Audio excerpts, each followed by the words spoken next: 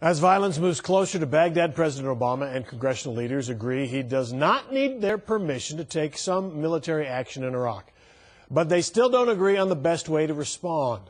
The president called leaders from both parties to the Oval Office for the meeting this afternoon. Militants with an Al-Qaeda offshoot attacked Iraq's largest oil refinery about 150 miles from Baghdad. They've already taken control of several major cities and military facilities. President Obama told Congress he plans to send as many as 275 troops to Iraq, but for embassy security, not combat.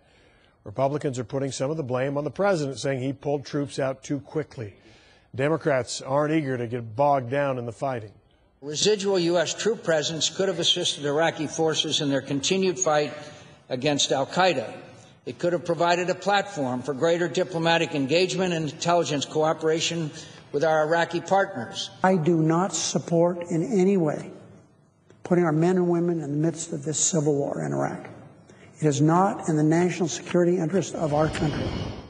4 ships are nearby in the Persian Gulf running missions over Iraq, but for now the president is holding off on ordering airstrikes.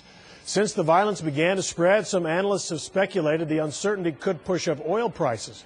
AAA says U.S. gas prices were declining, but they've risen steadily for the past week to a 6-year high, $3.66 a gallon for regular unleaded. Fox 4's Phil Alvarado spoke to an oil and gas expert. So, long, expensive summer at the pump, Phil? Well, you know, some of the people that are watching what's going on in Iraq, they do predict higher gas prices, maybe as much as 10 cents over the next couple of weeks. But people like Weinstein don't believe that. They say that OPEC is just not that strong anymore. But for people buying gas to get to work, they say anything is too much. Increases in the price of oil are felt here at the pump. It's probably maybe 10 or 15 cents lower last time I filled up. She filled up 2 weeks ago. Particularly the Middle East. SMU economist Bud Weinstein follows the global oil market. These political problems in the Middle East just don't affect global oil markets or the U.S. oil market nearly to the extent that was true in the past. Weinstein says times have changed over the last decade or so, and the impact at the pump is less harsh. The big difference is that oil production in the United States has increased almost 100% in the last 5 years. Even scenes like this coming out of Iraq, with extremists taking control of Iraq's largest oil refinery, people seem less concerned than in the past. They took it over, but you don't know if it's going to stay that way or not, right? So, to me, there's just a lot of uncertainty about that. It's already too much as it is. I'll be glad when the prices will drop back down. We're a lot more efficient in our Weinstein says while oil prices are the highest they've been in about 10 months, the global market is still stable.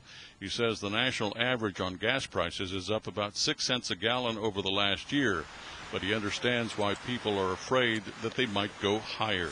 For people who are living on the margin, who are living paycheck to paycheck, if you're paying another $10 or $20 a week for gasoline to get you to and from work, that can be a real burden. As it is now, Brittany Alsobrook, like almost everyone else, is always on the lookout for the best price. I kind of see what I can do to go to the gas station with the best price. That seems to be on the outskirts of Dallas from what I can see. Weinstein says besides the fact that, domestic oil production has increased so much, another couple of things that are in our favor, he says we're using a lot less gasoline, and part of that is because we're not driving as much. Steve? All right, Phil in downtown Dallas, thanks.